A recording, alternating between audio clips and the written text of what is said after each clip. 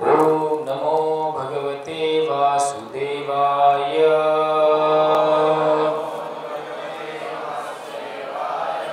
ओम नमो भगवते वासुदेवाय।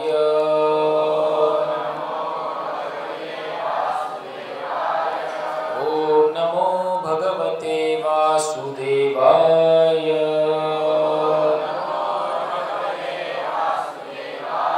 नारायणं नमस्कृत्यं नरं चैव नरोत्तमं देवीं सरस्वतीं व्यासं ततो जयमुदीरये। नष्टप्रायेषु भद्रेषु नित्यं भागवत सेवया भगवतीरुत्तमश्लोके भक्तिर्भवती नैष्ठिकी।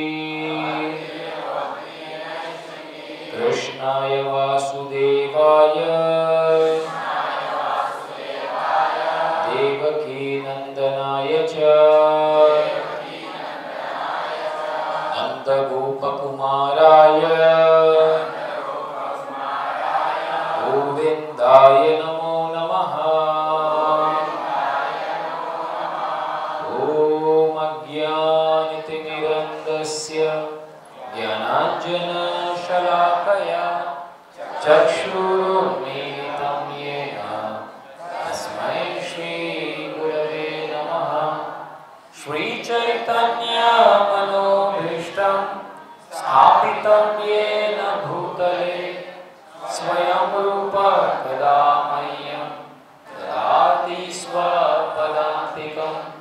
वन्देऽहं श्रीगुरु श्रीयुतापदकमलं श्रीगुरुं वैष्णवांश्च श्रीरूपां साग्रजातां सहगणा रघुनाथान्वितं तं सजीवं साद्वैतं सावधूतं परिजनसहितं कृष्णचैतन्यदेवं श्रीराधा कृष्णपादान् सहगणा ललिता श्रीविशाखान्वितांश्च। हे कृष्णा करुणा सिन्धु दीनबन्धो जगत्पते गोपेश गोपिकान्त राधाकान्त नमोस्तुते। तप्तकाञ्चन गौराङ्गी राधे वृन्दावनेश्वरी वृषभानुसुते देवी प्रणमामि हरिप्रिये। वाञ्छाकल्पतरुभ्यश्च कृपासिन्धुभ्यैव च पतितानां पावनेभ्यो वैष्णवेभ्यो नमो नमः। जय श्री कृष्ण चैतन्य प्रभु नित्यानंद श्री अद्वैत गदाधर श्रीवासदि गौरभक्तवृंद। हरे कृष्णा कृष्णा कृष्णा हरे हरे, हरे राम राम राम हरे हरे। हरे कृष्णा कृष्णा कृष्णा हरे हरे, हरे राम राम राम हरे हरे। हरे कृष्णा कृष्णा कृष्णा हरे हरे, हरे राम राम राम हरे हरे। इस पावन दिवस पर श्री बलराम जयंती उत्सव के उपलक्ष्य में एक सेवा का अवसर मिला, जहाँ पर हम लोग भगवान श्री बलराम जी के ऊपर स्मरण कर सकते हैं, मनन कर सकते हैं, चिंतन कर सकते हैं। जैसे प्रभु जी ने बताया कि किसी को भी खुश करना है तो सबसे सुनहरा दिवस है उनका जन्मदिन। तो जन्मदिन के दिन एक व्यक्ति बहुत आसानी से संतुष्ट हो जाता है। तो उसी प्रकार से आज बलराम जी का जन्मदिन है और अगले हफ्ते हम देखेंगे भगवान श्री कृष्ण का जन्मदिन है। उसके बाद 4 सितंबर को राधाष्टमी, राधा रानी का जन्मदिन। तो ये पूरा हमारा लॉटरी का सीज़न चल रहा है। हाँ, तो इसके लिए ये जो पूरा सीज़न है हमारा, ये केवल कृपा लूटने का पूरा समय है। हाँ, 5 दिन से झूलन उत्सव मना रहे। एक तो चातुर्मास का समय, उसके बाद एक के बाद उत्सव। तो बोलते हैं ना, लौल्यम तबप्य एकम मूल्यम। अगर कृष्ण भक्ति में आगे बढ़ना है तो एक ही चीज़ चाहिए। रूप गोस्वामी पाद बताते हैं कि लौल्यम तद अपि एक मूल्यम। लौल्य मतलब तीव्रता, ग्रीड जिसको बोलते हैं, केवल वही प्राइज है कृष्ण को प्राप्त करने के लिए। तो इसीलिए भगवान के आविर्भाव के दिन, कृपा तो हमेशा मिलता है, लेकिन भगवान के आविर्भाव के दिन, आचार्य के आविर्भाव के दिन, तिरोभाव के दिन और अधिक से अधिक हमको कृपा प्राप्त करने का बहुत एक सुनहरा अवसर रहता है। तो इसीलिए जितना अच्छे से, जैसा रूप गोस्वामी भक्ति रसामृत सिंधु में बताते हैं कि भक्ति में 64 अंग के बारे में बताया है, और वो 64 अंग में एक अंग बताते हैं कि भगवान का जो उत्सव है, भगवान का आविर्भाव दिवस, उसको बहुत बड़े धूमधाम से मनाना चाहिए 64 अंग में। और उत्सव मतलब भगवान का कथा, भगवान का कीर्तन, भगवान का प्रसाद, भगवान का भजन, अलग अलग तरीके से सेवा करना, तो ये बहुत ही जरूरी है।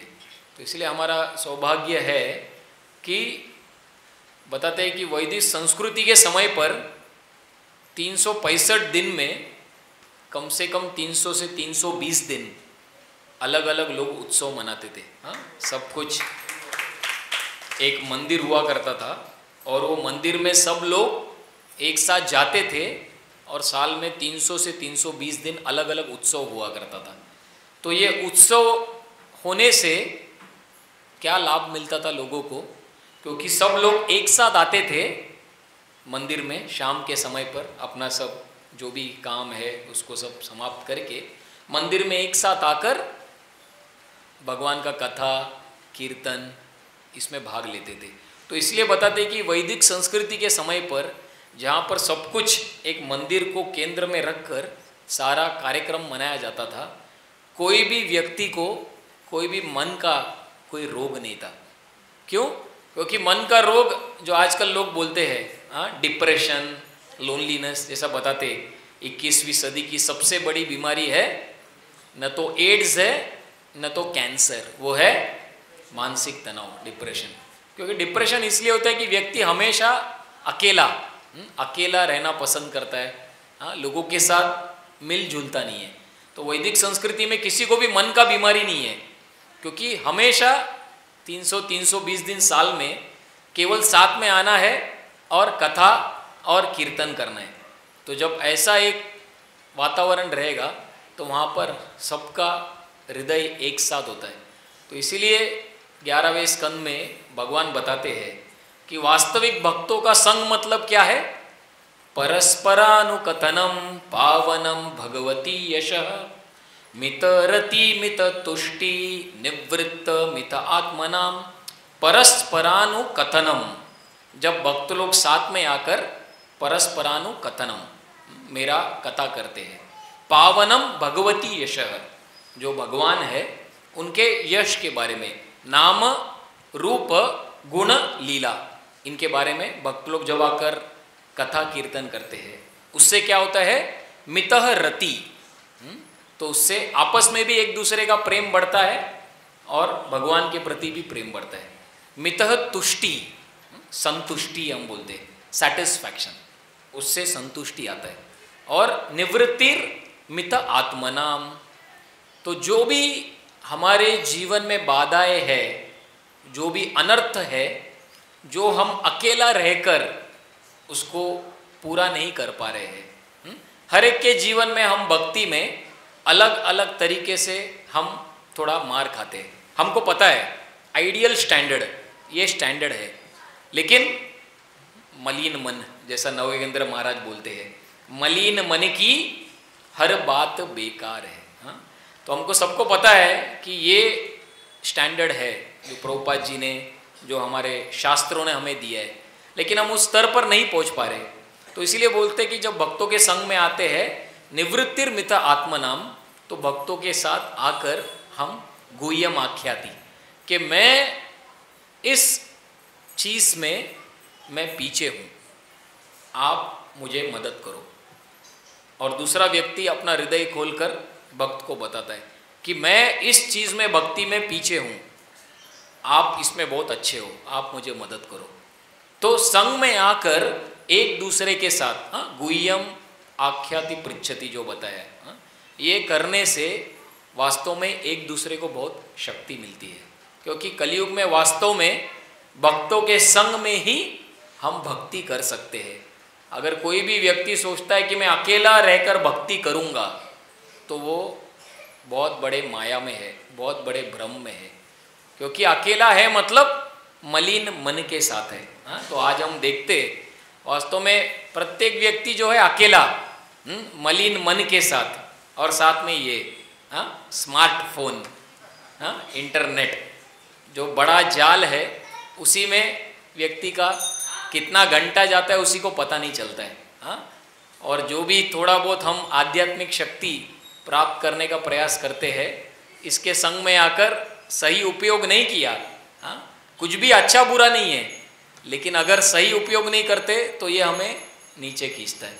तो इसीलिए ऐसे उत्सव में जहाँ पर हम एक साथ आकर अपना समय भगवान का कथा कीर्तन, भगवान का आविर्भाव दिवस मनाने में हम साथ में भाग लेते हैं, वास्तव में इसमें केवल आनंद ही आनंद है। केवल आनंद कांड, परम करुणा पाहु द्विजन, निताय गौरचंद्र।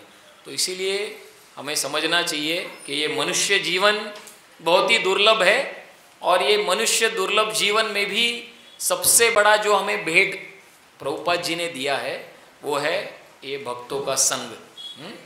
तुलयाम लवेनापि न स्वर्गम न पुनर्भवम भगवत संगी संगस्य मर्त्यानाम किम उताशिषः। तुलयाम, भागवतम बताता है तुलना, तुलयाम लवेनापि, लव मतलब एक क्षण, न स्वर्गम न पुनर्भवम भगवत संगी संगस्य, मतलब हम जो भक्तों का संग है उसका तुलना हम न स्वर्गम न पुनर्भवन। तो एक साइड में सारा स्वर्ग, सबका सुख, ये भौतिक जगत का पूरा ऐश्वर्य, धन संपत्ति और स्वर्ग का आनंद, वो सब एक साइड में, और दूसरे साइड में भक्तों का संग, इसको अगर डालेंगे तो ये भारी जो है ये साइड भारी पड़ जाएगा। तो ये भागवत बताता है तुलयाम लवेनापि न स्वर्गम न पुनर्भवम भगवत संगी संगस्य मर्त्यानाम किम उताशिषः। तो इससे बड़ा सौभाग्य हमारे जीवन में कुछ भी नहीं है कि हमें एक मंदिर मिला है, उस मंदिर में भक्त लोग साथ में आकर रेगुलरली, नियमित रूप से शनिवार रविवार, आज शुक्रवार है, उत्सव के दिन साथ में आकर हमको भगवान का कथा सुनने मिल रहा है, भगवान का अभिषेक करने को मिल रहा है। हाँ, तो इसमें कुछ आनंद के सिवाय और कुछ है ही नहीं। तो इसलिए हमें समझना चाहिए हम बहुत सौभाग्यशाली है कि हमें जो प्राप्त हुआ है ये सबको प्राप्त नहीं होता है। हाँ, क्योंकि कितने सारे लोग हैं वो सही इसमें, लेकिन मंदिर में कितने लोग आकर भगवान का अभिषेक करते हैं, भगवान का कथा सुनते हैं? बहुत ही कम लोग। इतने जनसंख्या में बहुत ही कम लोग हैं, और हम उसमें से गिने चुने हुए लोग हैं। तो इसलिए समझना चाहिए कि भगवान का और गुरु परंपरा का हमारे ऊपर विशेष कृपा है कि हम लोगों को ये मनुष्य जीवन में ये सुनहरा अवसर प्रदान किया जा रहा है। तो इसलिए जो भी समय हमें मिलता है भक्तों के संग में आकर यही चीज़ करना है। मत चित्ता मत गत प्राण बोधयंत परस्परम कथयंतश्च माम नित्यम तुष्यंतीचा रमंतीचा, हाँ, साथ में आकर, जैसा भगवान गीता में बताते हैं, एक साथ में जब भक्त लोग आकर मेरा कथा, मेरा कीर्तन करते हैं, उससे उनको बहुत आनंद आता है। हाँ, वही भागवत का जो श्लोक है वही गीता में भी सेम चीज़ बताया है। तो इसलिए बलराम जी का आज आविर्भाव दिवस है। दो चीज़ हमेशा आचार्य हमको बताते हैं, एक है तत्व और एक है लीला। तत्व या सिद्धांत, सिद्धांत मतलब कैसे भगवान शक्तिशाली है उसके बारे में समझना। जो कई बार लोग जब सुनते हैं फिलॉसफी तत्व के बारे में, भगवान की शक्ति के बारे में, तो लोगों को लगता है अरे प्रभु जी, वो तत्व सुनते सुनते हमको बहुत नींद आती है। हाँ, भगवान ने ये किया, भगवान के शरीर से ये आ रहा है, फिर वहाँ से ये आ रहा है, ये वो, तो वो थोड़ा दिमाग को बहुत लोड लगता है। लेकिन जब कोई लीला सुनते हैं, हाँ, वृंदावन का, तो फिर बहुत अच्छा लगता है, ऐसा लगता है कई बार। लेकिन हमारे आचार्य बताते हैं भगवान के बारे में कुछ भी हम कथा सुनते हैं तो हमें दो चीज़ साथ में सुनना चाहिए। एक है तत्व के बारे में, अर्थात भगवान की शक्ति के बारे में कि कौन है ये व्यक्ति, और उसके साथ ही लीला को भी सुनना चाहिए। इसलिए कविराज गोस्वामी चैतन्य चरितामृत में बताते हैं, सिद्धांत बलिया चित्त ना करे आलस, इह लागी कृष्ण लागे सुदृढ़ मानस। सिद्धांत बलिया चित्त ना करे आलस, बोलते भगवान का तत्व को सुनने के लिए उसमें कभी भी आलस मत करो। उससे क्या होता है, हमारा मन जो है सुदृढ़ मानस, जब हम भगवान का तत्व के बारे में सुनते हैं तो हमारा मन बहुत ही सुदृढ़, बहुत पावरफुल हो जाता है। तो इसीलिए अगर केवल तत्व के बारे में सुनेंगे, भगवान कैसे शक्तिशाली है, तो फिर बहुत ड्राई हो जाता है, सूखा। हाँ, किसी को भी रूखा सूखा पसंद नहीं है, सबको रस चाहिए। तो केवल सिद्धांत सुनेंगे तो एकदम ड्राई, सूखा पड़ जाता है।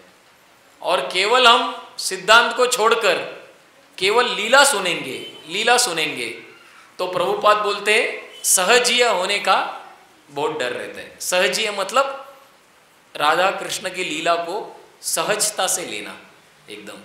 तो इसलिए बोलते हैं कि तत्व और लीला का जो मिलन है, बैलेंस, जो कॉम्बिनेशन है, ये बहुत ही अच्छा है एक साधक के लिए। इसलिए हम देखते हैं कि शुकदेव गोस्वामी भी श्रीमद् भागवतम को जब प्रस्तुत करते हैं तो इसी हिसाब से वो बताते हैं परीक्षित महाराज को, जिसके माध्यम से हमको सिखाना चाहते हैं। तो इसीलिए 12 स्कंद हम अगर देखेंगे हम श्रीमद् भागवत में, तो पहला स्कंद से लेकर 9वां स्कंद तक शुकदेव गोस्वामी जो है भगवान का जो शक्ति है, ग्रेटनेस, उसके बारे में बताते हैं कि किस प्रकार से भगवान इस भौतिक जगत का रचना करते हैं और कैसे पहला प्राइमरी क्रिएशन जो भगवान स्वयं करते, फिर ब्रह्मा जी से सर्ग और विसर्ग, तो कैसे पहले सर्ग आया, उसके बाद विसर्ग के बारे में, और पूरा ये ब्रह्मांड के बारे में, 5वें स्कंद भागवत में। तो ये सब चीज़ के बारे में हमको बताते हैं शुकदेव गोस्वामी परीक्षित महाराज के माध्यम से, ताकि जो ये व्यक्ति कौन है भगवान, चाहे भगवान कृष्ण के बारे में या बलराम जी के बारे में जब हम चर्चा करते हैं तो पहले उनके शक्ति के बारे में समझना बहुत जरूरी है। तो इसलिए पहले स्कंद से 9वें स्कंद तक शुकदेव गोस्वामी हमें तत्व के बारे में बताकर हमारे मन को सुदृढ़ बना रहे, स्ट्रांग बना रहे। सुनो भगवान की शक्ति के बारे में, ये कोई साधारण व्यक्ति नहीं है। उसके बाद जब अच्छे से हमने पहले स्कंद से लेकर 9वें स्कंद तक भगवान के शक्ति के बारे में सुना, फिर 10वें स्कंद में शुकदेव गोस्वामी भगवान की लीला के बारे में बताते हैं, ताकि हम उसको अच्छे भाव से हम स्वीकार करें। नहीं तो कई सारे लोग जो पहले स्कंद से 9वां स्कंद नहीं पढ़ते हैं, सीधा 10वें स्कंद में छलांग लगाते हैं, जहाँ पर कृष्ण बलराम और राधा कृष्ण की लीलाएं बहुत सारी है। और उसमें भी 10वें स्कंद में जो रास पंचाध्याय है उसके ऊपर डायरेक्टली पढ़ने का या सुनने का प्रयास करते, लेकिन प्रभुपाद बोलते थे ये सही नहीं है। क्योंकि सुखदेव गोस्वामी ने कभी भी इस प्रकार से परीक्षित महाराज को नहीं बताया, हमको सिखाने के लिए कि कभी भी कृष्ण के बारे में या बलराम जी के बारे में सुनेंगे तो पहले तत्व के बारे में सुनो, उसके बाद भगवान की लीला के बारे में सुनो, जिससे हम भक्ति में सही तरीके से आगे बढ़ेंगे। नहीं तो केवल लीला के बारे में सुनकर, बहुत सारे लोग आज भी हम अगर वृंदावन जाएंगे या मायापुर जाएंगे, बहुत साधारण तरीके से कृष्ण को या उनकी रास लीला को बारे में गाते हैं, अलग अलग भजन, और उसमें रोने का प्रयास करते हैं और ऐसे दिखाते हैं कि बहुत सारा भाव है उनको, कृष्णा कृष्णा राधा राधा ऐसा करके भाव है, और कई बार ऐसे बेहोश होके गिरते भी है।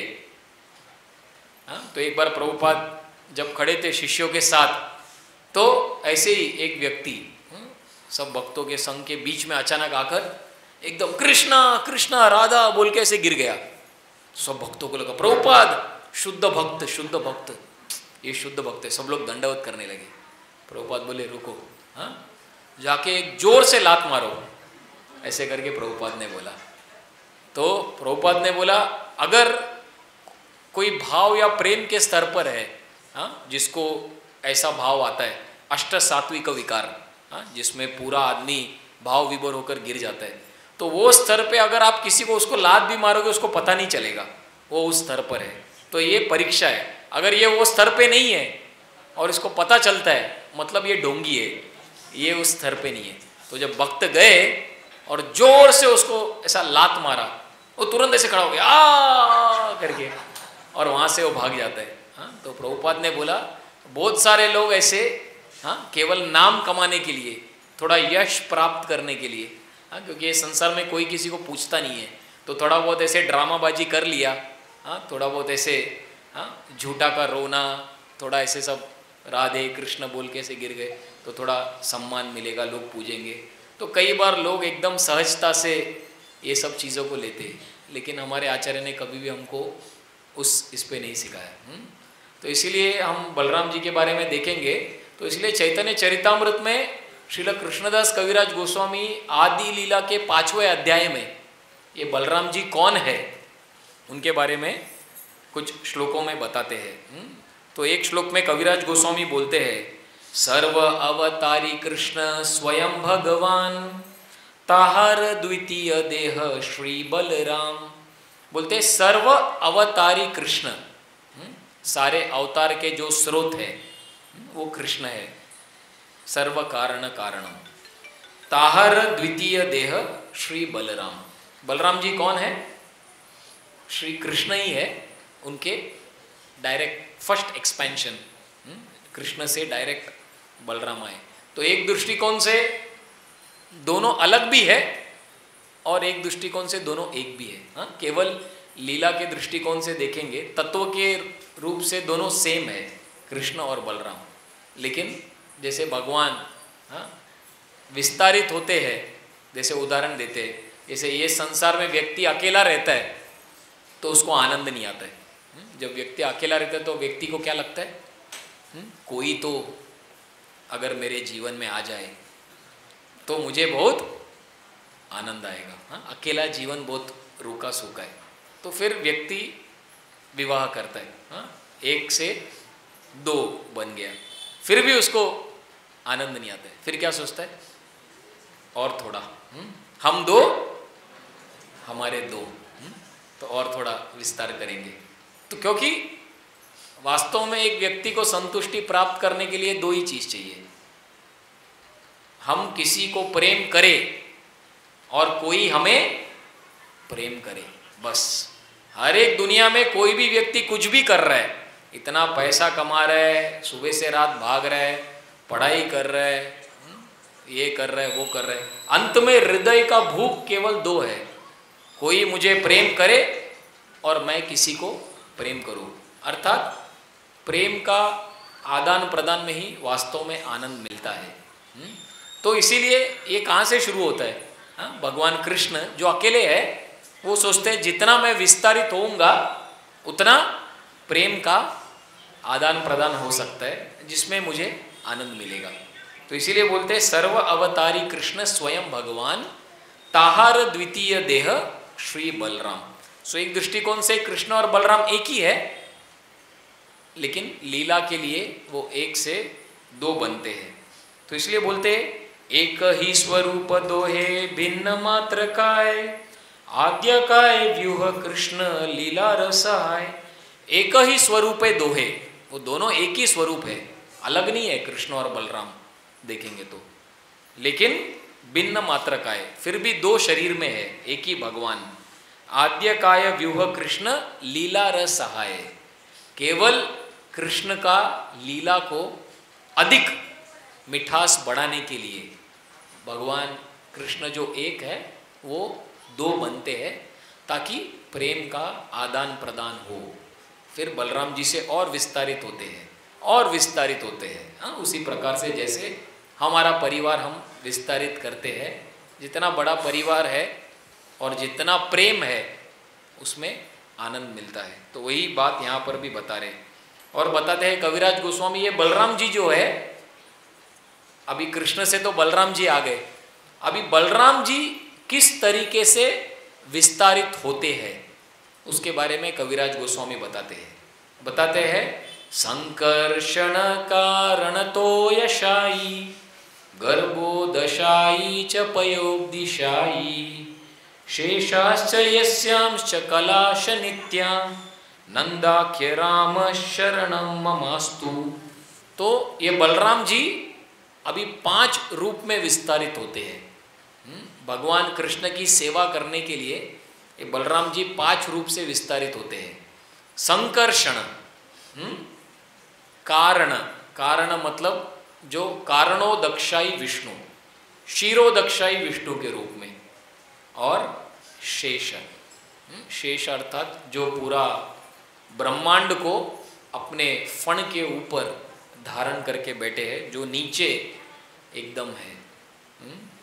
तो ये 5 रूप में बलराम जी विस्तारित होते हैं। संकर्षण, कारणोदक्षाई विष्णु, गर्भोदक्षाई विष्णु, क्षीरोदक्षाई विष्णु और शेष।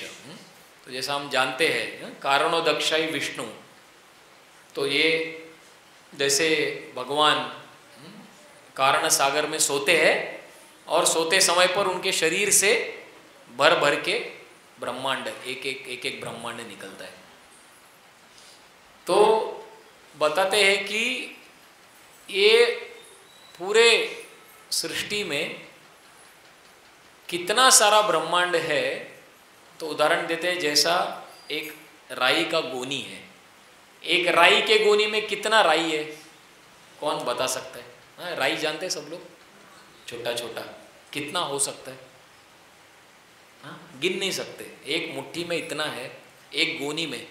तो उसी प्रकार से बताते हैं कि ऐसे कारणोदक्षाई विष्णु के शरीर से अनेक अनेक अनेक ब्रह्मांड ऐसे निकलते जाते हैं। हाँ, तो ये बलराम जी से जो कारणोदक्षाई विष्णु है, हाँ, वो कारण सागर में सोए हैं और एक एक ब्रह्मांड निकल रहे हैं।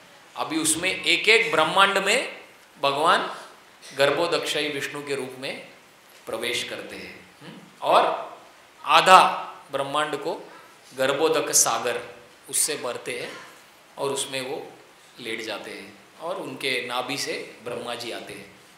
तो ऐसे हर एक ब्रह्मांड में गर्भोदक्षाई विष्णु प्रवेश करते हैं। तो ये गर्भोदक्षाई विष्णु, फिर बलराम जी क्षीरोदक्षाई रूप विष्णु के रूप में वापस विस्तारित होते हैं।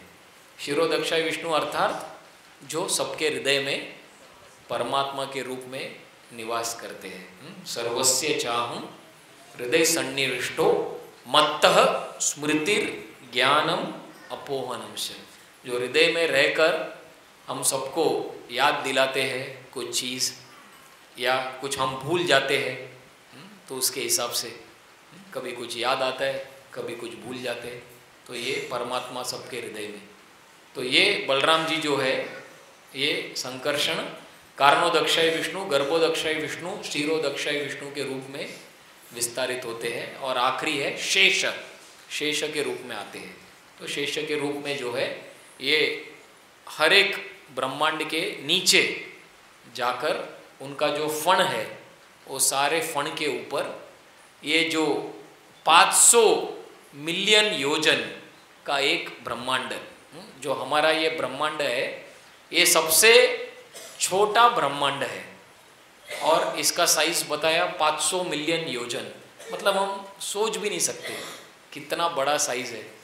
तो उसको अपने फण के ऊपर वो धारण करते हैं।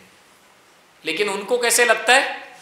उनको ऐसे लगता है कि उनके सिर के ऊपर एक राई ऐसा बैठा है, मतलब उनको इतना बड़ा ब्रह्मांड का जो वजन है उनको कुछ भी नहीं लगता है। हाँ, किस प्रकार से भगवान कृष्ण जब कूर्म अवतार में जाते हैं और मंदार पर्वत, हाँ, देव असुर का वो चल रहा है मंथन, पूरा पहाड़, हाँ, सोने का पहाड़ सुमेरु पर्वत, नीचे भगवान कश्यप रूप में है और जब लोग खींच रहे दोनों साइड से देव और असुर, भगवान को कैसे लग रहा है? हाँ, जैसे आपके पीठ में खुजली होती है और कोई ऐसे खुजाता है तो कैसे लगता है आपको? हाँ, कई बार व्यक्ति अपने आप से भी खुजाता है, ऐसा कंगी वंगी लेकर इधर से थोड़ा, तो थोड़ा अच्छा लगता है, खुजली हो गया तो। हाँ, तो उसी प्रकार से भगवान कश्यप के अवतार में आए थे तो पहाड़ पीठ पे और उनको कैसा लग रहा है? अच्छा मसाज, हाँ, चल रहा है थोड़ा, चलो कोई तो कर रहा है, मतलब ये भगवान का शक्ति है। तो उसी प्रकार से बलराम जी के सर के ऊपर पूरा ब्रह्मांड है 500 मिलियन योजन का, लेकिन बलराम जी को ऐसे लग रहा है एक राई का दाने के समान। तो ये शक्ति है, समझना चाहिए कि जब भगवान हम बोलते हैं तो उनका जो शक्ति है, एक ब्रह्मांड को हम समझ नहीं सकते, एक ब्रह्मांड कितना बड़ा है और ये सबसे छोटा ब्रह्मांड है। ऐसे अनेक अनेक अनेक अनेक ब्रह्मांड है। ऐसे बताते एक बार ब्रह्मा जी एक बार आते हैं भगवान कृष्ण को मिलने के लिए वैकुंठ में, और वहाँ पर जो द्वारपाल है वो रोकता है और बोलता है कि पूछा है अंदर से भगवान ने, आप कौन से ब्रह्मा हो? ब्रह्मा जी को लगता है अरे कौन से ब्रह्मा है, मतलब क्या, मैं तो एक ही हूँ, मेरे सिवाय और कोई है क्या? क्या प्रश्न है? उनको बहुत बुरा लगता है, उनको लगता है एक ही ब्रह्मांड है और मैं ही ब्रह्मा हूँ। ये प्रश्न कैसे भगवान ने पूछा? कौन सा ब्रह्मा आया है? अरे ब्रह्मा मिलने को आया मतलब आया। तो तुरंत जब ब्रह्मा जी जाते हैं भगवान को मिलने के लिए तो ब्रह्मा जी पूछते भगवान एक प्रश्न है। भगवान बोलते बोलिए। नहीं, मैं सोच रहा था कि मैं ही अकेला एक ब्रह्मा हूँ जो ये ब्रह्मांड को चलाता हूँ। 500 मिलियन योजन इतना बड़ा ब्रह्मांड है, 4 दिशा है, उसका अकेला सृष्टिकर्ता मैं ही हूँ और मेरे अंदर सारे देवी देवता को मैं अलग अलग सेवा देता हूँ, सबका शरीर बनाता हूँ, तो और भी कोई है क्या मेरे अलावा? तब भगवान ब्रह्मा जी को बोलते यहाँ पे शांति से साइड में खड़े रहो, और भगवान ऐसे ध्यान करते हैं और देखते ही देखते उनके आँखों के सामने अलग अलग ब्रह्मांड से अलग अलग ब्रह्मा जी आते हैं। कोई ब्रह्मा का 8 सिर है, कोई ब्रह्मा का 16 सिर, कोई ब्रह्मा का 32 सिर, किसी का 100, किसी का 1000, किसी का 1 लाख और किसी का 1 करोड़। तो जब हमारे ब्रह्मा देखते हैं 4 सिर वाले, उनको एकदम ऐसा उनको चक्कर आने लगता है, हाँ, कि बाप रे, मेरे एक ब्रह्मांड के बाहर भी इतना सारा ब्रह्मांड है और मेरा तो 4 सिर है। तो बोलते हैं कि ये ब्रह्मांड में 4 दिशा है, पूरब, पश्चिम, उत्तर और दक्षिण। तो उसको संभालने के लिए भगवान ने ब्रह्मा को 4 सिर दिया। लेकिन जहाँ पर 8 दिशा है उसको संभालने के लिए भगवान ने ब्रह्मा को 8 सिर दिया। तो जहाँ पर 32 दिशा है उस ब्रह्मांड को संभालने के लिए भगवान ने उनको 32 सिर दिया। तो सोचिए 100 सिर वाला ब्रह्मा, मतलब 100 दिशा वाला एक ब्रह्मांड को हम सोच भी नहीं सकते, और फिर 200, 1000, 1 लाख, 1 करोड़। तो ऐसा कृष्णदास कविराज गोस्वामी हमको बताते हैं। तो मतलब हम सोच नहीं सकते भगवान बलराम जी का जो शक्ति है, जो कारणोदक्षाय रूप विष्णु, गर्भोदक्षाय विष्णु, शिरोदक्षाय विष्णु के रूप में विस्तारित होते हैं, वो हमारे बुद्धि के बिल्कुल परे है। तो इसीलिए कभी भी हम लोग अपने बुद्धि से बलराम जी कौन है, उनका शक्ति क्या है, कभी भी हम समझ नहीं सकते हैं। इसलिए प्रभुपाद हमेशा बोलते थे कि डॉक्टर फ्रॉक फिलोसॉफी, ये वैज्ञानिक लोग हमेशा आकर प्रभुपाद के साथ वाद विवाद करते थे कि हमने ये ब्रह्मांड को समझ लिया, हम सब जानते हैं, ये वो करके।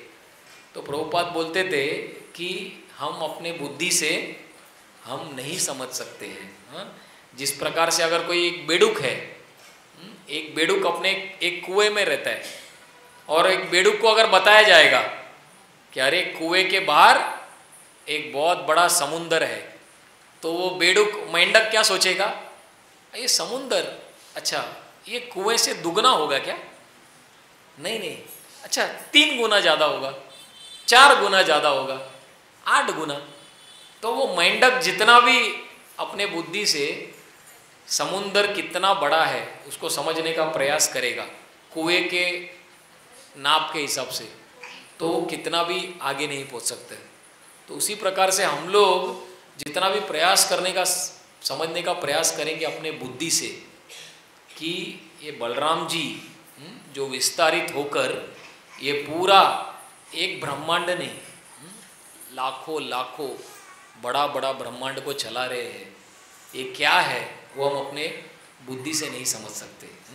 इसीलिए बोलते हैं कि सेवन मुखे ही जीवादो, अतः श्री कृष्ण नाम आदि न भवेत ग्राह्यम इंद्रिय। हम नहीं समझ सकते भगवान की शक्ति के बारे में, उनका नाम रूप गुण लीला, लेकिन जब सेवा की भाव होगी तो अपने आप से भगवान हमको बताएंगे उनका शक्ति क्या है, तो वास्तव से हम समझ जाएंगे, लेकिन अपने बुद्धि से हम नहीं समझ सकते। तो इस प्रकार से बलराम जी जो है हमेशा भगवान कृष्ण की सेवा में तत्पर रहते। तो इसीलिए बोलते हैं कि भगवान कृष्ण जो है वो सेवक भगवान, और बलराम जी जो है वो सेव्य भगवान। अर्थात जो बलराम जी हमेशा जो है सेवा करने में आनंद लेते हैं। हर तरीके से उनके अलग अलग अवतारों में हम देखते हैं बलराम जी का केवल एक ही सोच है, कैसे मैं कृष्ण की सेवा करूं। ये बलराम जी का हमेशा सोच विचार चलते रहता है। हम देखते हैं जब बलराम जी लक्ष्मण जी के रूप में आते हैं, बलराम जी हमेशा सेवा के भाव में तत्पर रहते हैं। तो इसलिए सीता जी को बहुत बुरा लगता है कि अरे मैं प्रभु रामचंद्र जी की अर्धांगिनी हूँ और मुझे प्रभु का सेवा करना चाहिए, लेकिन मेरा सोचने के पहले ये जो लक्ष्मण है ये तुरंत प्रभु का सेवा करता है और मेरे लिए कोई सेवा बचती ही नहीं है। तो सीता को बहुत बुरा लगता है। और एक दिन वो प्रभु रामचंद्र जी को बोल देती है कि मुझे आपसे शिकायत है, मैं पत्नी होने के नाती आपका सेवा करना मेरा कर्तव्य है, और जिस दिन मैं मेरे पिता मिथिला के राजा जनक वहाँ से घर से निकलकर यहाँ पर आई, तब मैंने सोचा था कि पूरा जीवन मैं प्रभु रामचंद्र जी की सेवा करूँगी, लेकिन यहाँ पे आने के बाद एक क्षण भी मेरे को सेवा का अवसर नहीं मिला। क्या फ़ायदा मेरा जीवन का सेवा के बिना, और सब सेवा ये लक्ष्मण कर देते हैं, तो आपको कुछ तो रास्ता निकालना पड़ेगा। और जब प्रभु रामचंद्र जी लक्ष्मण को बोलने के लिए गए तो लक्ष्मण जी बोले नहीं नहीं, मेरा काम है आपका सेवा करना, मैं उसको नहीं छोड़ूंगा। और सीता जी बोल रही है मुझे सेवा करना है। तो बीच में प्रभु राम, एक साइड लक्ष्मण, एक साइड सीता। अभी करे तो क्या करे? अगर इनको संतुष्ट करे सीता को तो लक्ष्मण जी को बुरा लगेगा, लक्ष्मण जी का साइड लिया तो सीता मैया को बुरा लगेगा। तो प्रभु रामचंद्र जी भी ये आ गए। बोलते ना कभी कभी दो बाजू मजबूत रहता है तो बीच वाला पूरा चटनी बन जाता है। किसका बाजू लेना चाहिए? ए बाजू लिया तो उधर से मार पड़ेगी, ओ बाजू लिया तो इधर से मार पड़ेगी। करे तो अभी क्या करे? घर घर की कहानी है, सब लोग जानते हैं। तो अभी प्रभु रामचंद्र बोले इसका तो समाधान मैं नहीं कर सकता हूँ, वशिष्ठ ऋषि के पास जाएंगे और वशिष्ठ ऋषि को बोलेंगे। तो वशिष्ठ ऋषि के पास जाकर दोनों बोलते हैं कि ये समस्या है। सीता मैया बोल रही है, सीता मैया ने बोला कि मैंने जिस दिन से शादी की उस दिन से मैंने ऋषिवर इनका सेवा करने का निश्चय किया, लेकिन मुझे मिलता ही नहीं है सेवा करने का चांस। लक्ष्मण जी बोले इन्होंने तो शादी के बाद सेवा शुरू किया, लेकिन मेरा जन्म जब से हुआ तब से मैं यही सोच के जन्म लिया कि प्रभु राम जी का मैं सेवा करूँगा, मेरा जीवन उसके लिए है, तो अभी मैं क्या करूँ? तो फिर वशिष्ठ ऋषि ने बोला ठीक है, समस्या थोड़ा गंभीर है लेकिन बीच का रास्ता निकालेंगे। ठीक है, तो माते जब आप कमरे के अंदर हो तो जो भी प्रभु रामचंद्र जी का सेवा है वो आप करेंगे, और कमरे के बाहर जब प्रभु निकलते हैं तो उनका सेवा लक्ष्मण जी करेंगे। ऐसा करके समस्या को समाधान किया। सीता मैया खुश हो गई, चलो कुछ नहीं से तो कुछ तो मिला। पहले अंदर बाहर दोनों लक्ष्मण जी सेवा कर रहे थे, लेकिन वशिष्ठ ऋषि ने अंदर का सेवा तो मुझे दे दिया। लक्ष्मण को थोड़ा क्रोध आता है, अरे मेरा 50% सेवा छीन लिया, लेकिन बोलते चलो सीता माँ है, माँ के सामने अभी कुछ कह नहीं सकते। तो ऐसा करके लक्ष्मण जी प्रभु रामचंद्र जी की सेवा करते हैं। और हम देखते हैं कि जब लक्ष्मण जी बलराम जी जब लक्ष्मण के रूप में सेवा करते हैं तो इतना आसान नहीं है, बहुत सारा संघर्ष आता है सेवा करते समय पर भी। लक्ष्मण जी के उदाहरण से भी हम देख सकते हैं कि जब मरीच आता है हिरण के रूप में, और प्रभु रामचंद्र जी जब सीता मैया को जब प्रभु रामचंद्र जी सीता मैया है और सीता मैया बोलती है कि आप जाकर उस हिरण को लेकर आओ, और प्रभु रामचंद्र जी उनको बताते हैं कि ये वास्तव में हिरण नहीं है, मायावी है, लेकिन फिर भी सीता मैया ने इतना आग्रह किया कि नहीं आपको उनको लेकर ही आना है, और प्रभु रामचंद्र लक्ष्मण को जवाबदारी देकर वहाँ वो चले जाते हैं। और फिर जब मरीच को जब प्रभु रामचंद्र बाण से मारते हैं और मरीच मरते समय पर जोर से चिल्लाता है, हे लक्ष्मण, हे लक्ष्मण मुझे बचाओ बचाओ करके, ऐसे करके। तब सीता मैया लक्ष्मण को बोलती है कि आपके भाई जो है वो खतरे में है, आप तुरंत जाओ। तो प्रभु बोलते नहीं नहीं, मेरा भाई को कोई मार नहीं सकता है, ये वो मायावी प्रभु रामचंद्र जी के आवाज में हम लोगों को। सीता मैया बोल रही है नहीं नहीं आपके भाई खतरे में है, आप जाओ आप जाओ। नहीं नहीं नहीं जरूरत नहीं है। लक्ष्मण सुनते नहीं है, क्योंकि प्रभु रामचंद्र जी ने उनको संदेश दिया था कि यहाँ से सीता मैया को छोड़कर एक क्षण भी तुम्हें जाना नहीं है, तो कैसे अपने बड़े भाई का आज्ञा को उल्लंघन करेंगे। लेकिन फिर सीता मैया ने कठोर शब्द में लक्ष्मण को कहा, मैं जानती हूँ इस दिन के लिए तुम रुके थे जब तुम्हारे भाई मर जाएंगे और तुम मेरा शरीर का भोग कर सकोगी। ऐसा करके एक बहुत बड़ा बाण लक्ष्मण जी को मारा। जो व्यक्ति जिसने कभी भी सीता मैया के चरण कमल के ऊपर नजर मारा ही नहीं था, तो इसलिए बोलते ना वो पायल केवल लक्ष्मण जी ने देखा, उसके बाद उसके ऊपर वो बोलते मेरे को पता ही नहीं है ऊपर उन्होंने कौन सा गहना पहना, क्योंकि मैंने कभी देखा ही नहीं। तो वो व्यक्ति के ऊपर सीता मैया ने ऐसे तभी आरोप लगाया, और लक्ष्मण जी बोलते बस अभी बहुत हो गया, अब मैं यहाँ से चला जाता हूँ। और वहाँ पर जब लक्ष्मण जी जाते हैं तो प्रभु रामचंद्र बोलते अरे मूर्ख, मैंने तुम्हें क्या सेवा बोला था वहाँ पर खड़े रहने के लिए, और तुम वहाँ से अभी छोड़कर यहाँ पर आ गए, और अभी वहाँ पर जरूर बहुत बड़ा खतरा होने वाला है।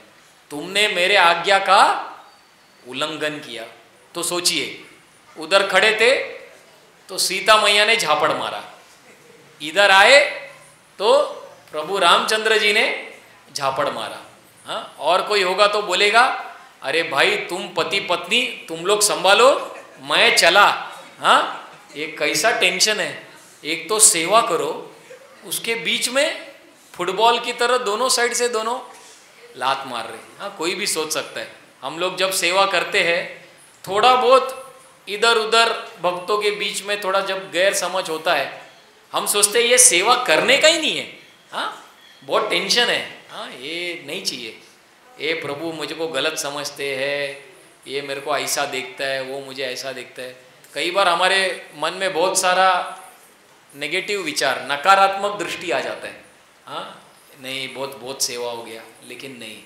हाँ, बलराम जी लक्ष्मण के रूप में थे, भले कठिन से कठिन परिस्थिति आई, अहंकार के ऊपर बहुत सारा ठेस पहुंचा, और सेवा करते समय पर होगा। जब भक्तों के संग में रहते हैं तो अलग अलग तरीके से अलग अलग भक्त लोग शुद्धिकरण करते हैं। हाँ, एक दूसरे का। बलराम जी विस्तारित होते हैं भगवान का खटिया, जो भगवान का कुशन है या कॉट है, उसके रूप में बलराम जी विस्तारित होकर सेवा करते हैं। बलराम जी विस्तारित होते हैं भगवान कृष्ण के पादुका के रूप में। बलराम जी विस्तारित होते हैं भगवान का जो छतरी है उसके रूप में। तो जो भी भगवान पर्सनली इस्तेमाल करते हैं, वो सब रूप में बलराम जी विस्तारित होकर शांत रस में कृष्ण की सेवा करते हैं। खटिया, पलंग, चप्पल, कंबल ओढ़ने का। वात्सल्य रस में बलराम जी कृष्ण की सेवा करते हैं कि कृष्ण बहुत देर हो गई, शाम का समय हो गया है, चलो माता घर में रुकिए, अभी चलो, खेल खत्म करो, अभी हमें जाना है। तो एक वात्सल्य रस, रात का समय हो रहा है, खेल खत्म करो और चलो। या किस दिन भगवान बाहर निकल रहे गोचारण लीला करने के लिए, तो बलराम जी बोलते कृष्ण आज तुम्हारा जन्मदिन है, आज आपको घर में रुकना पड़ेगा, आज आप बाहर नहीं जा सकते हो, क्योंकि बहुत सारा जन्मदिन का रीति रिवाज है, ब्राह्मणों को दान देना है, गौ माता का पूजा करना है। हाँ, बहुत सारा रीति रिवाज है, आज तो नहीं आओगे। तो इस तरीके से बलराम जी कभी कभी वात्सल्य रस में कृष्ण का सेवा करते हैं, उनको हुक्म देकर। और बलराम जी जो है माधुर्य रस में भगवान कृष्ण की सेवा करते हैं। अनंग मंजरी के रूप में बलराम जी विस्तारित होकर भगवान कृष्ण की सेवा करते। तो हम देखते हैं कि बलराम जी जो है पूरे पांचों रस में वो भगवान कृष्ण की सेवा करते हैं। तो इससे हम सीखते हैं कि कितना बलराम जी तत्पर है सेवा करने के लिए। हाँ, तो इसलिए हम देखते हैं भगवान कृष्ण के हाथ में क्या है, भगवान कृष्ण के हाथ में बांसुरी है, और बलराम जी के हाथ में है हल, हलदर। तो बलराम जी के हाथ में हल है, उससे हमें बलराम जी क्या सिखा रहे हैं कि हल को किधर प्रयोग किया जाता है, खेत में। कभी प्रयोग किया जाता है जब जो खेत है वो बहुत ऐसा कड़क रहता है। हाँ, कड़क है, और कड़क खेत में अगर हम बीज डालेंगे तो पेड़ नहीं निकलेगा। तो पहले उसको हल से उसको नरम किया जाता है, मुलायम किया जाता है, जिससे बीज डालने से, पानी डालने से बहुत जल्दी जो भी हमने लगाया है वो पौधा निकल के आएगा। तो बलराम जी के हाथ में जो है वो हल है। तो इसीलिए बोलते हैं बलराम जी जो है वो गुरु के प्रतिनिधि है। जैसे गुरु को भी बताया है, गुरु मतलब जो बहुत भारी है, जो सच्चाई है, बिना किसी संकोच के हमें बता देंगे कि हम जो कर रहे हैं। तो इसीलिए बोलते हैं बलराम जी या गुरु जो है वो भी इस हल के माध्यम से, जो हमारा हृदय है, हमारा हृदय भी उस कड़क खेत के समान है। जब तक हृदय कड़क रहेगा, सारा अनर्था को वजह से, काम, क्रोध, लोभ, मोह, मद, मत्सर इत्यादि, तब तक कृष्ण भक्ति का जो ये बीज है ये कैसे उठकर आएगा। तो इसीलिए बलराम जी या गुरु, बलराम जी के जो प्रतिनिधित्व है गुरु, वो इस हृदय को अपने आदेश के माध्यम से धीरे धीरे धीरे धीरे यहाँ पर वो हल को चलाते हैं। और जब हल चलता है तो बहुत दर्द होता है, खासकर जब मिथ्या अहंकार होती है उसके ऊपर, जब गुरु वैष्णव जब कुछ आक्रमण करते हैं तो बहुत दर्द होता है। लेकिन वो जब तक पूरा मुलायम नहीं होगा, बोलते हैं ना भगवान कृष्ण केवल मक्खन चुराते हैं, क्योंकि मक्खन का गुण है वो एकदम सफ़ेद है और एकदम मुलायम है। तो इसलिए हम चाहते हैं कि भगवान कृष्ण हमारा हृदय चुराए या हम अपना हृदय को भगवान कृष्ण को अर्पण करें। तो हृदय में दो चीज़ आना चाहिए, एक तो सफ़ेद, सफ़ेद मतलब गंदगी से साफ पूरा, और दूसरा एकदम मुलायम, सॉफ्ट, वाइट एंड सॉफ्ट। तो इसलिए जब बलराम जी या गुरु महाराज या जो हमसे वरिष्ठ है, जो हमें मार्गदर्शन देते हैं, वो लोग जब अपने आदेश के माध्यम से हमारे इस हृदय को हल की तरह पूरा उसको ये करके हमको बताते हैं, तो हमें समझना चाहिए कि जो भी हमारे वरिष्ठ हमको बता रहे हैं, हमको सही मार्गदर्शन पर लेकर जाने के लिए हमको बता रहे हैं।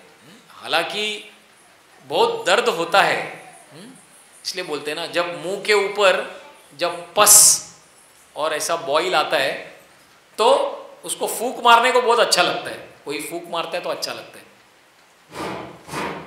वो बॉईल के ऊपर। लेकिन कोई अगर सुई लेकर उसको ऐसा टोचता है तो बहुत दर्द होती है। तो उसी प्रकार से ये मिथ्या अहंकार जो है, जो हमारे हृदय को कड़क बनाकर रखा है, उस पर अगर कोई फूंकता है तो बहुत अच्छा लगेगा। प्रभु आप कितने महान हो, आप कितना अच्छा गाते हो, आप कितना अच्छा खाना बनाते हो, आप कितने अच्छे से भगवान की सेवा करते हो। बस ये तो सुनने के लिए मेरा हृदय इतना तरस रहा था। और बोलो, आगे कहो और आगे कहो और बोलते रहो। तो वो मिथ्या अहंकार रहता है, जहाँ पर हम सोचते मैं ये हूँ, मैं वो हूँ, मैं ये हूँ। लेकिन हमारा तो केवल एक ही उपाधि है, जीवेर स्वरूप होए कृष्णेर नित्य दास। बाकी सब जो उपाधि है वो केवल एक बाह्य है, भगवान ने हमें कुछ दिया है, हम उसको लगा रहे। तो इसीलिए बलराम जी का जो हल है, वो गुरु जो बलराम जी के प्रतिनिधि है, वो जब हल चलाते हैं और ये हृदय को एकदम मुलायम, जब तक हमारा हृदय नहीं बनता है तब तक हम कृष्ण तक पहुंच नहीं सकते हैं। तो इसीलिए बोलते हैं भक्ति में अगर आगे बढ़ने के लिए तीन चीज की आवश्यकता है। भक्ति लता बीज, जैसा चैतन्य महाप्रभु रूप गोस्वामी को बोलते, ब्रह्मांडे भ्रमिते कोनो भाग्यवान जीव गुरु कृष्ण प्रसादे पाए भक्ति लता बीज। तो एक है अच्छा बीज मिलना, दूसरा है पानी डालना, और तीसरा है उपजाऊ जमीन। तीन चीज़ का आवश्यकता है अगर ये भक्तिलता बीज को हमें बढ़ाकर गोलोक तक पहुंचाना है। तीन चीज़ तो गुरु के कृपा से उन्होंने हमें भक्तिलता बीज तो दे दिया है। अभी हमारे हाथ में दो चीज़ बचा है, एक है पानी डालना और दूसरा है जो जमीन है उसको उपजाऊ करना, जिससे वो बीज जो है बहुत जल्दी से ऊपर उठेगा। क्योंकि कड़क जगह पर अगर बीज डालेंगे, जितना भी आप पानी डालो वो जल्दी से उठेगा नहीं। तो इसलिए गुरु के साइड से उन्होंने हमें शुद्ध बीज दे दिया, शुद्ध भक्ति का बीज। लेकिन अभी हमारे साइड से हमें दो चीज़ करना है, श्रवण कीर्तन से कराए सेचन। पानी जो है वो श्रवण और कीर्तन है, उसको कंटिन्यूस डालना है। और दूसरा है जो भी अलग अलग जो चीज़ है जो भक्ति के लिए अनुकूल नहीं है उसको हमें धीरे धीरे वैष्णव सदाचार जो बताते हैं अनुकूल जो भी चीज़ है उसको हमारे हृदय में अच्छा गुण वो आना चाहिए। तो ये जब हम अपने साइड से ये दो चीज़ करेंगे, गुरु ने तो अपना कार्य कर दिया है, जो गुरु है बलराम जी के प्रतिनिधि उन्होंने हमें शुद्ध बीज दे दिया, ये बीज हमको गोलोक तक लेकर जाएगा, लेकिन बाकी ये दो चीज़ हमको करना चाहिए। तो इसलिए हम लोग गुरुदेव से हमेशा प्रार्थना करते हैं, बलराम जी से प्रार्थना करते हैं कि गुरुदेव कृपा बिंदु दिया कोरो ये दासे तृणपे का अतिहीन, कि गुरुदेव मैं आपसे प्रार्थना करता हूँ, बलराम जी से हमें प्रार्थना करना चाहिए आज के दिन कि कृपा बिंदु दिया कोरो ये दासे, कि तृण से भी अधिक नम्र होने के लिए आप मुझे शक्ति प्रदान करो, क्योंकि जब तक वो नहीं रहेगा तब तक सकले सहने बल दिया करो निज मने स्पृहाहीन, सकले सम्मान कोरीते शकति देहो नता जता जत तबे तो गाई वो हरि नाम सुखे अपराध हबे हत। जब तक हम वैष्णव को सम्मान नहीं दे पाते हैं पूरा, जो जिसका योग्यता है उतना उसको सम्मान देना है, तब तक हम हरि नाम हृदय से गा नहीं सकते। तो इसीलिए ये मिथ्या अहंकार को अगर निकालना है तो बलराम जी जो गुरु के प्रतिनिधि है, वास्तव में उनसे हमें प्रार्थना करना चाहिए कि कृपया करके आज के दिन आप हमें शक्ति दीजिए। हाँ, बलराम, माया जो है हाथी के समान है। हाँ, चींटी और हाथी के युद्ध में कौन जीतेगा? हाथी जीतेगा कि चींटी जीतेगी? कोई शंका है किसी को? कोई बोलता है चींटी भी जीत सकती है। हाँ, चींटी जीत सकती है, लेकिन उसको बहुत सपोर्ट लगेगा, अकेले नहीं हो सकते। तो उसी प्रकार से हम लोग इस भौतिक जगत में जो भक्ति करने का प्रयास कर रहे, माया को हमने चेतावनी दिया है। हाँ, जिस समय पर हमने जप माला में हाथ डाल दिया हरे कृष्णा, तो उस समय पर हमने माया को चेतावनी दे दिया। बोलते हैं ना, भारत और पाकिस्तान के बॉर्डर पे अगर सैनिक खड़ा है और उसने एक गोली चलाया ऊपर, तो फिर क्या होगा? सामने से गोली का बौछार होने लगेगा। हाँ, क्योंकि अभी वो भारत पाकिस्तान के बाउंड्री पे खड़ा के अगर उसने गोली चलाया तो सामने वाले को लगेगा युद्ध के लिए न्योता दे रहा है। तो उसी प्रकार से हम लोग जब बीड़ बैग में हाथ डालकर हरे कृष्ण मुझे अपनी सेवा में लगाओ कृष्ण की, तो माया को तुरंत अलर्ट हो जाती है, सिग्नल मिल जाता है कि ये जो है मेरी गोद से अभी उठकर निकलना चाहता है। हाँ, तो माया बोलती है इतने आसानी से तुझे छोड़ूंगी नहीं। हाँ, करोड़ों जन्मों से तू मेरी गोद में सोया हुआ है। हाँ, अभी तू निकल कर भागना चाहता है बेटा? हाँ, रुक जा, मैं भी छोड़ूंगी नहीं। तो माया अलग अलग तरीके से हमारी परीक्षा लेने का प्रयास करेगी। हाँ, इतना आसानी से हमें छोड़ेगी नहीं। तो इसीलिए हमें अगर माया से पार करना है तो हमें आध्यात्मिक शक्ति की ज़रूरत है, और वो आध्यात्मिक शक्ति या जो बल है वो हमें बलराम जी से प्राप्त हो सकता है। हाँ, जब तक हमें बलराम जी, इसलिए बलराम जी भी वृंदावन में धेनुकासुर, प्रलंबासुर ये असुरों को मारते हैं। इसके माध्यम से आचार्य हमें बताते हैं कि हमारे हृदय में कुछ कुछ अनर्थ है जो केवल गुरुदेव की कृपा से, बलराम जी की कृपा से ही वो अनर्थ को मार सकते हैं। इसलिए कुछ कुछ असुर को बलराम जी को भगवान ने मारने को कहा, हमको ये सिखाने के लिए कि हृदय में कुछ कुछ अनर्थ है जिसको केवल जब तक गुरु और बलराम जी की कृपा, जो गुरु है प्रतिनिधि है, उनका कृपा नहीं आता है, उनका जब तक हमें आध्यात्मिक शक्ति नहीं मिलती है तब तक हम ये अनर्थों को नहीं मार सकते। क्योंकि माया बहुत ही शक्तिशाली है।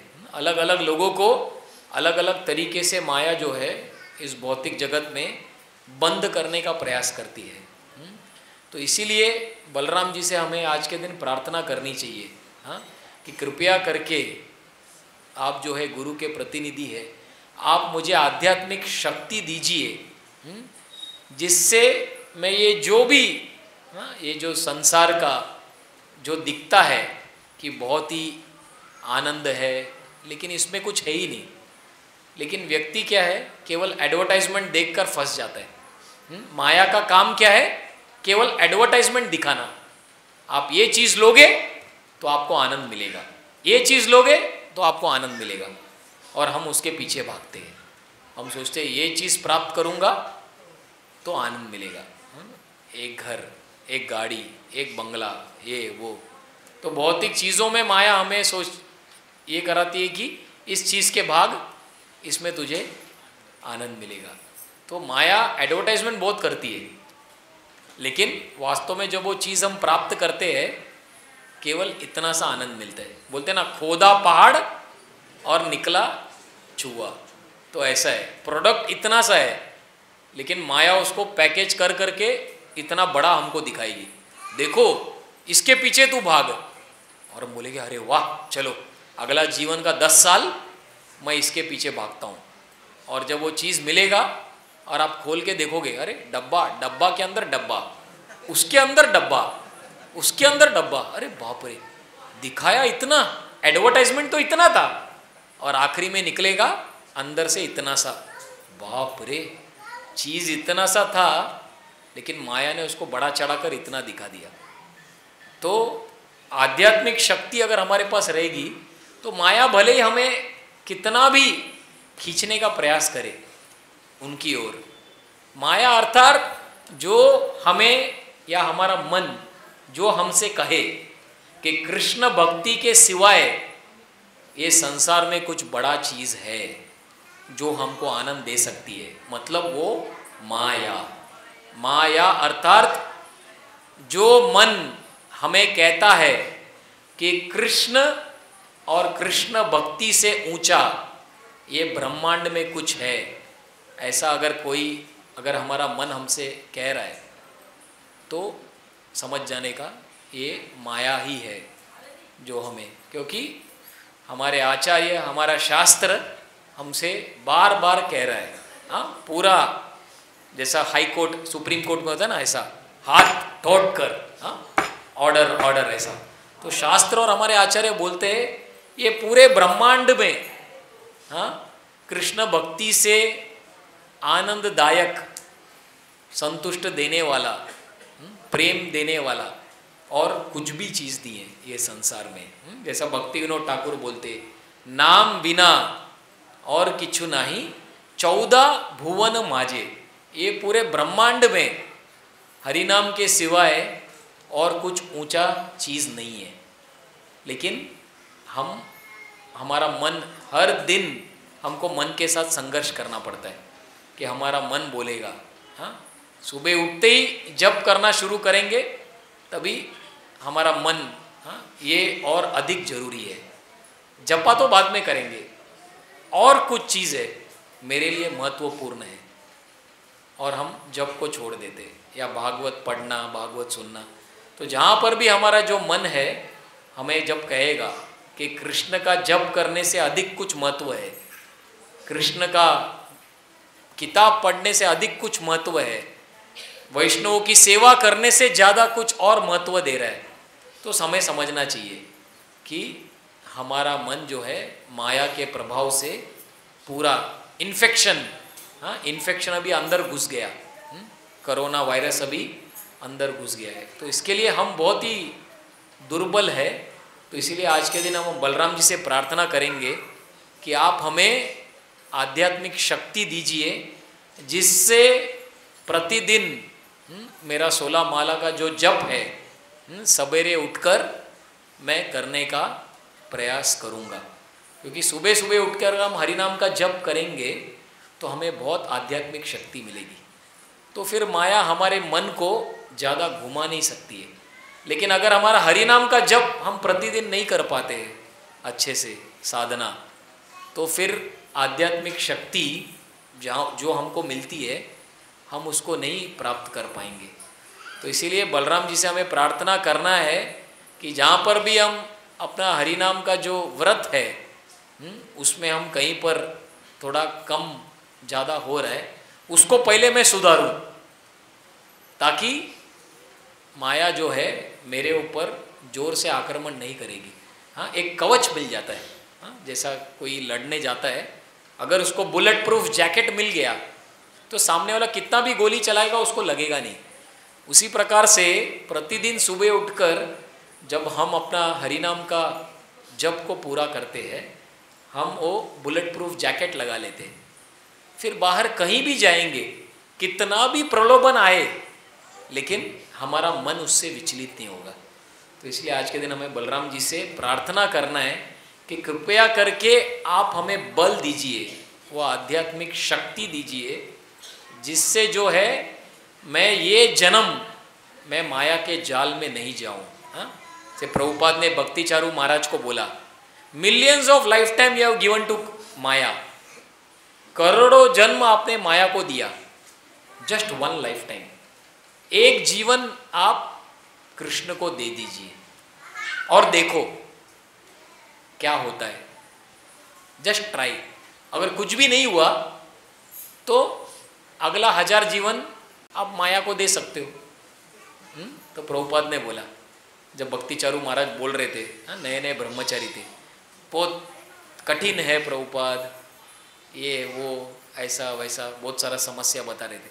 तो प्रभुपाद ने बोला, हाँ, करोड़ों जन्म तुमने माया को दिया, एक जन्म, वन लाइफ टाइम आप कृष्ण को दो, देखो क्या होता है। तो उसी प्रकार से करोड़ों जन्म हमने माया की सेवा करने में लगाया है, लेकिन ये जीवन हम बलराम जी से प्रेरणा लेकर, जैसे बलराम जी हमेशा कृष्ण की सेवा में तत्पर रहते हैं, उसी प्रकार से हम भी बलराम जी से उत्साह ले सकते हैं कि जिस प्रकार से बलराम जी जो भी सेवा है भगवान कृष्ण का, शांत रस में हो, साक्ष्य रस में हो, वात्सल्य रस में हो, माधुर्य रस में, हमेशा तैयार है। उसी प्रकार से जो भी हमें सेवा करने का अवसर मिल रहा है, चाहे छोटा सेवा हो या बड़ा सेवा हो, सेवा कौन सा है वो महत्वपूर्ण नहीं है, सेवा भावना क्या है हमारे हृदय में। कोई बड़ा सेवा करेगा लेकिन अंदर अहंकार है, वो भगवान को प्रिय नहीं है। लेकिन कोई बैठकर मंदिर में टॉयलेट साफ करता है या चप्पल के स्टॉल में बैठकर सेवा कर रहा है, लेकिन भावना एकदम नम्र है, तो वो ज़्यादा भगवान को संतुष्टि देता है। जैसे हम देखते हैं चैतन्य महाप्रभु जब श्रीवास आंगन में थे, महाप्रकाश लीला चल रहा था, तो बहुत सारे लोग लाइन में थे और मटके भर के पानी आ रहा था और अंदर महाप्रभु का अभिषेक हो रहा था। तो महाप्रभु का नज़र पड़ा दूर, कौन है वो औरत जो सेवा कर रही है दूर में, बोला इसका नाम दुखी है। महाप्रभु ने बोला ये दुखी कैसे हो सकती है, हाँ, ये इतने सारे वैष्णव का सेवा कर रही है, वहाँ से पानी का मटका लेकर उसको दे रही है, वो इसको दे रहा है, ये इसको दे रहा है, ये इसको दे रहा है, और आखिरी में ये व्यक्ति मेरा अभिषेक कर रहा है। तो महाप्रभु की नज़र पड़ी सबसे आखिरी स्त्री के ऊपर, बोले इसका नाम दुखी कैसे हो सकता है, ये वैष्णव की सेवा में लगी है, तो आज से इसका नाम मैं सुखी कर दूंगा। हाँ, तो इसलिए चैतन्य महाप्रभु ने हमें दो ही चीज़ कहा है, क्या, प्रभु कहे वैष्णव सेवा नाम संकीर्तन, दुई करे शीघ्र पावे श्री कृष्ण चरण।